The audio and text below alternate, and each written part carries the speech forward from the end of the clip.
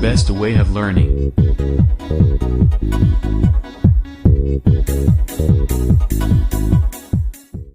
Hi friends, welcome to all of you on my YouTube channel English Lingua. दोस्तों, पिछले video में हमने बात करी थी कि कॉमन एरर के क्वेश्चन को कैसे सॉल्व करें। आज उसी सीरीज में कुछ प्रीवियस ईयर में एसएससी द्वारा पूछे गए क्वेश्चन को हम देखते हैं और सॉल्व करने की कोशिश करते हैं। दोस्तों, यहाँ पे हमारा जो सेंटेंस है वो है clean air scatters blue light much then red wavelength and so the midday sky appears. तो दोस्तों, इस सेंटेंस का जो basic structure subject verb plus object होता है वो तो होगा ही। तो यहाँ पे हमें जो वर्ड दिख रहा है स्कैटर्स एक वर्ब है और इस वर्ब के लिए जो नाउन का काम कर रहा है वो एयर है, जो कि एक सब्जेक्ट है। और इस सब्जेक्ट के पहले क्लीन जो है वो एडजेक्टिव का काम कर रहा है एयर के लिए। अब सेंटेंस को आगे देखें तो ब्लू लाइट जो कि एक नाउन है और वो ऑब्जेक्ट की तरह काम कर रहा है। और ये लाइट के पहले ब्लू जो है वो एडजेक्टिव है, जो लाइट का एडजेक्टिव है। अब हम आगे क्वेश्चन देखें तो देन जो कि एक कंजंक्शन है और देन को हम लोग फैक्ट के अनुसार जानते हैं कि देन के पहले आने वाले वर्ड्स कंपैरेटिव फॉर्म में होंगे। बट यहाँ पे क्वेश्चन में दिया हुआ है मच जो कि एक सुपरलेटिव है, तो इसे हमें कंपैरेटिव बनाने के लिए मच के जगह पे मोर करना होगा।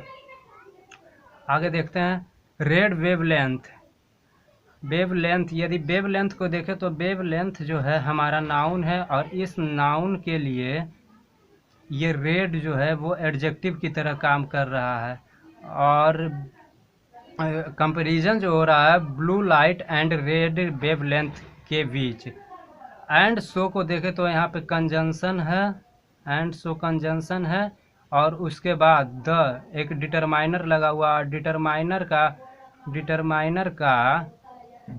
एक प्रॉपर्टी बताए थे कि डिटरमाइनर के बाद नाउन आता है, तो द के लिए यहाँ पे स्काई जो है वो एक नाउन लगा हुआ है और इस नाउन के लिए मिड डे जो है वो एडजेक्टिव की तरह काम कर रहा है। अब आगे अपीयर्स जो है वो एक वर्ब है और वर्ब के बाद देखें तो ब्लू को प्रीडिकेट कह सकते हैं। यहाँ पे प्रीडिकेट भी कह सकते हैं, ऑब्जेक्ट भी कह सकते हैं, क्योंकि ब्लू जो है वो एडजेक्टिव भी होता है और नाउन भी होता है। तो यहाँ पे एज ए प्रीडिकेट यूज हुआ है। तो ब्लू की पार्ट्स ऑफ स्पीच में एडजेक्टिव की भी और नाउन के भी रोल को वो फॉलो करता है। दोस्तों, अब हम नेक्स्ट क्वेश्चन में भी यही रूल को फॉलो करके देख सकते हैं कि इसमें एरर कहाँ पे है।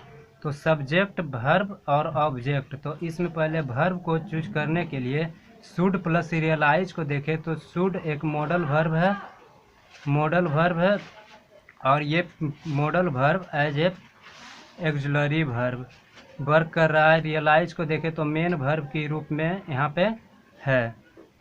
अब इस वर्ब के लिए सब्जेक्ट को ढूंढे तो एवरी वन ऑफ अस जो एक ग्रुप ऑफ वर्ड्स है। ग्रुप ऑफ वर्ड्स में ये ऑफ जो है प्रीपोजिशन है और इस प्रीपोजिशन के लिए एवरी वन जो है वो नाउन की तरह काम कर रहा है और इसका सब्जेक्ट एवरी वन ऑफ अस है। अब आगे सेंटेंस को देखें तो यहाँ पर तक every one of us should realise तक एक सेंटेंस हमारा पूरा हो जाता है और हमारे ग्रामर के प्रॉपर्टी के अनुसार दो सेंटेंस को जोड़ने के लिए कंजंक्शन का यूज होता है। तो दैट यहाँ पे कंजंक्शन की तरह यूज हुआ है। यहाँ से हमारा दूसरा सेंटेंस शुरू होता है एनी एक्ट ऑफ नेग्लिजेंस। यहाँ पे देखें तो एक्ट एक नाउन है और इस नाउन के लिए एनी जो काम कर रहा है वो एडजेक्टिव का काम कर रहा है। ऑफ एक प्रीपोजिशन है और नेग्लिजेंस अगेन एक नाउन है। फिर से आगे देखें तो यहाँ पे वर्ब बिल प्लस काउज, तो बिल एक मॉडल वर्ब है और काउज जो कि मेन वर्ब है और बिल जो ऑक्सिलरी वर्ब है। और मॉडल्स का एक प्रॉपर्टी है कि मॉडल्स के बाद जो वर्ब आता है वो अपने मेन फॉर्म में रहता है, एक्चुअल फॉर्म में रहता है। कहने का मतलब कि V1 फॉर्म में रहता है। आगे सेंटेंस को देखें तो ए एक डिटरमाइनर है और डिटरमाइनर के बाद आने वाला नाउन जो है वो यहाँ पे हार्म है और इस हार्म के लिए ग्रेट जो है वो एडजेक्टिव की तरह काम कर रहा है। हार्म के बाद टू लगा हुआ है, प्रीपोजिशन लगा हुआ है, तो हार्म जो कि लगता है वो बिल्कुल सही है। इसके बाद सेंटेंस को देखें तो आवर कंट्रीज सिक्योरिटी, तो टू प्रीपोजिशन और आवर डिटरमाइनर ये दोनों का प्रॉपर्टी है कि इसके बाद नाउन आता है, तो इस टू और आवर के लिए जो नाउन लगा हुआ है वो सिक्योरिटी है और सिक्योरिटी और यहाँ पे कंट्री को देखो तो कंट्री भी एक नाउन है और हमारे ग्रामर के अनुसार दो नाउन आसपास यूज नहीं हो सकते हैं जब तक वो कंपाउंड नाउन ना हो। अब यदि ऐसा नाउन दो नाउन आसपास यूज हो गए हैं तो रूल के अनुसार कहा जाता है कि पहले नाउन को अपॉस्ट्रोफी एस लगाकर उसे एडजेक्टिव बना दिया जाता है। तो यहाँ पे इसे कंट्रीज़ को एस लगा हुआ है तो यहीं पे अपॉस्ट्रोफी साइन देकर इसे एडजेक्टिव बना दिया जाता है। हाँ दोस्तों, इस बात को कभी मत सोचिएगा कि कंट्री का प्लूरल एस जोड़कर बनता है। कंट्री का जो प्लूरल है वो IES जोड़कर बनता है, जो कि यहाँ लिखने के क्रम में भी गलत था। तो इस तरह से देखें कि हमारा इस सेंटेंस में जो गलत पार्ट था वो यहाँ था कंट्रीज़ में। हम तीसरा क्वेश्चन देखें तो इसमें भी subject plus verb plus object तो होगा ही और इस सेंटेंस में इज जो है वो वर्ब की तरह काम कर रहा है और इस वर्ब का सब्जेक्ट हमारा ऊपर में ही होगा। देखते हैं, यहाँ पे हम देखते हैं टोन ऑफ योर स्पीकिंग, जो कि एक ग्रुप ऑफ वर्ड्स है और इस वर्ड्स में ऑफ जो है एक प्रीपोजिशन है और प्रीपोजिशन के पहले ये टोन जो है वो एक नाउन है और प्रीपोजिशन के बाद स्पीकिंग अगेन एक नाउन है और इस टोन नाउन के लिए जो कि हमारा सब्जेक्ट है टोन ऑफ स्पीकिंग, इसके लिए टोन के लिए ये जो योर काम कर रहा है वो एडजेक्टिव की तरह काम कर रहा है। आगे सेंटेंस देखें तो एज वेल एज जो है कि एक कंजंक्शन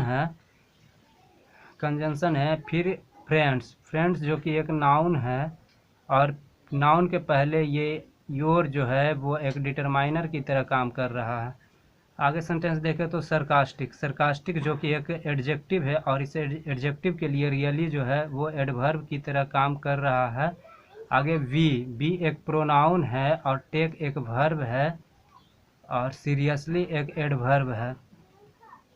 तो इसमें हम देखें तो ग्रामेटिकल एरर तो हमारा है, बट इसका जब हम मीनिंग निकालते हैं तो निकलता है तुम्हारा दोस्त का टोन, तुम्हारा दोस्त के बोलने का टोन और तुम्हारे दोस्त सरकास्टिक हैं, जो कि बोलने का आशय ये था कि तुम्हारे बोलने का टोन और तुम्हारे फ्रेंड्स के बोलने का टोन सरकास्टिक है।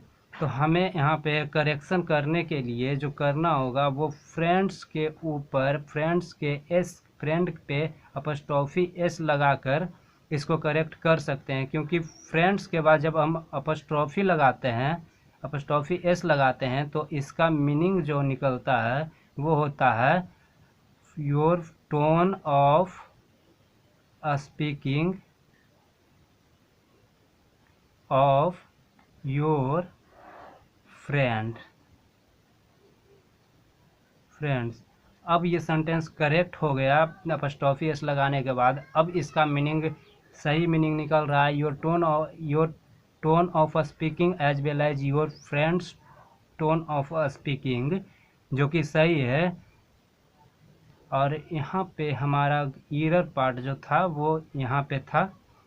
इस तरह से हम पार्सिंग करके हम किसी भी सेंटेंस का एरर निकाल सकते हैं। अदरवाइज हमें ग्रामर के सारे रूल्स को जानते हुए कॉमन एरर बनाने के वक्त पता ही नहीं चलता है कि कैसे हम एरर को करेक्ट करें।